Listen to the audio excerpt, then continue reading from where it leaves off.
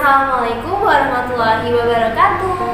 Hai, perkenalkan nama kakak Lutfi Arisdi Istiqomah. Panggil saja Kak Lutfi. Di sini kakak akan mendongeng tentang si kucing lala yang sakit perut. Jadi di sini ada 3 pemeran tokoh. Yang pertama ada si kucing oranye yang bernama Lala. Lalu temannya Lala si kelinci putih yang bernama Cika. Dan ada si kucing coklat sebagai ibu Lala. Yuk kita mulai ceritanya. Si kucing Lala yang sakit perut. Pada suatu hari, si kucing bernama Lala sedang asik bermain di taman. Lalu, ia melihat Cika yang sedang makan sesuatu di kursi taman. Lala bertanya, "Halo Cika, sedang makan apa?" "Aku sedang makan kue. Nyam nyam nyam." "Wah, kamu beli di mana kue itu? Pasti enak." Aku tidak membelinya sih. Kamu mau?" "Wah, mau. Emangnya kamu dapat dari mana?" Itu rahasia. Nih, coba dulu dimakannya. Cuci tangan dulu sana.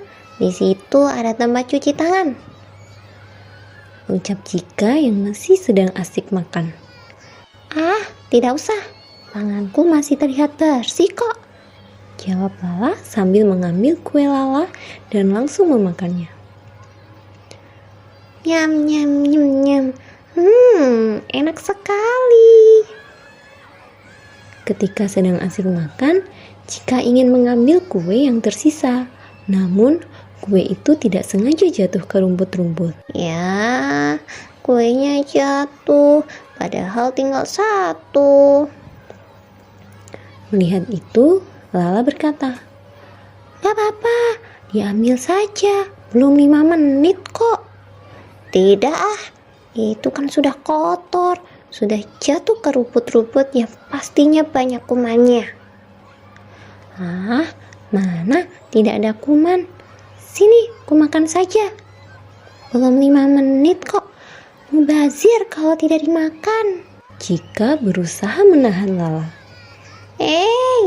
Jangan diambil. Nanti kamu. Namun, sebelum Cika menyelesaikan ucapannya, Lala sudah menggigit kue yang jatuh tadi dan Lala berkata sambil mengunyah kue, "Kamu kebanyakan ngomong. Nyam nyam nyam. Terima kasih ya Cika. Kuenya enak sekali." Setelah makan kue, Lala mengajak Cika untuk bermain. Lalu ketika mereka sedang bermain, tiba-tiba, "Aduh, kok tiba-tiba perutku sakit ya?" ucap Lala sambil memegang perutnya. "Loh, kenapa Lala? Perutmu sakit?" Iya, perutku sakit. Aduh, kenapa ya? Aku mau pulang." "Baiklah, ayo aku antar ke rumahmu." Lala pun pulang ke rumah diantar Cika. Sesampainya di rumah Lala, terlihat ibu Lala yang sedang menyapu di teras rumah kaget melihat Lala yang menangis kesakitan. "Loh, Lala kenapa ini? Kamu kenapa nak?" "Aduh, perutku sakit ibu. Aku mau ke kamar mandi dulu." Lala langsung masuk ke rumah dan pergi ke kamar mandi.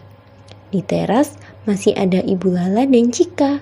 Ibu Lala bertanya kepada Cika, "Cika tahu kenapa Lala tiba-tiba sakit perut?"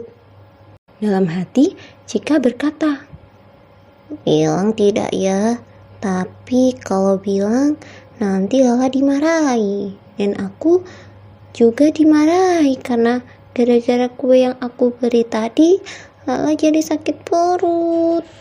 Melihat Cika yang belum merespon, ibu Lala bertanya lagi dengan tenang dan lembut, seolah memahami apa yang Cika pikirkan.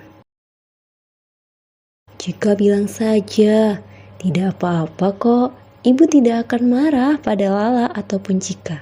Ibu ingin tahu saja." Cika menjawab dengan perasaan merasa bersalah. Itu tadi Cika membawa kue. Lalu kuenya Cika bagi dengan Lala dan kita makan bersama. Oh, makan kue. Tapi kenapa hanya Lala yang sakit perut? Tanya Ibu Lala. Itu karena tadi Lala tidak mencuci tangan dan makanan yang sudah jatuh diambil lagi oleh Lala. Oh, jadi begitu. Baiklah, terima kasih ya Lala sudah memberitahu ibu dan sudah mengantar Lala ke rumah. Iya Ibu Lala, sama-sama. Cika pamit pulang dulu ya, karena sudah pukul 12 siang. Semoga Lala cepat sembuh ya. Iya, hati-hati di jalan ya Cika. Ibu Lala melambaikan tangan ke Cika yang pulang ke rumah. Lalu ibu masuk untuk menemui si Lala yang sudah keluar dari kamar mandi dan menangis kesakitan. Aduh, kenapa masih sakit perutku? Tadi Lala habis makan apa sih kok sampai sakit perut? Tadi aku dikasih kue sama Cika. Jangan-jangan kuenya beracun atau kuenya sudah berjamur. Cika dapat kue dari mana sih? Ini gara-gara Cika, Ibu. Bukannya itu salah Lala ya? Kenapa kok jadi salah Lala? Lala kan hanya makan saja. Sebelum makan, Lala sudah mencuci tangan belum? Tadi tangan Lala masih kelihatan bersih kok Ibu. Jadi Lala tidak mencuci tangan. Sebelum makan, kamu bermain apa di taman Lala? Aku bermain ayunan, bermain perosotan, dan terakhir bermain pasir. Nah, itu. Setelah bermain pasir, kamu tidak mencuci tangan, dan setelah bermain pasir, kamu langsung ke Cika dan makan kue, ya kan? Raut wajah Lala berubah seperti merasa bersalah atas apa yang ia lakukan. Iya, tadi aku menggosokkan tanganku ke baju, lalu makan kue. Habisnya aku tidak sabar, kuenya kelihatan enak sekali. Harusnya Lala cuci tangan terlebih dahulu. Bukan berarti tangan yang tidak terlihat kotor itu tidak ada kumannya. Lala kan bermain di taman dan di luar sana ada debu, binatang yang hinggap atau binatang yang buang kotoran sembarangan dan juga kotoran sampah yang berterbangan. Dan Lala menyentuh semua benda-benda yang Lala tidak tahu ada kumannya atau tidak.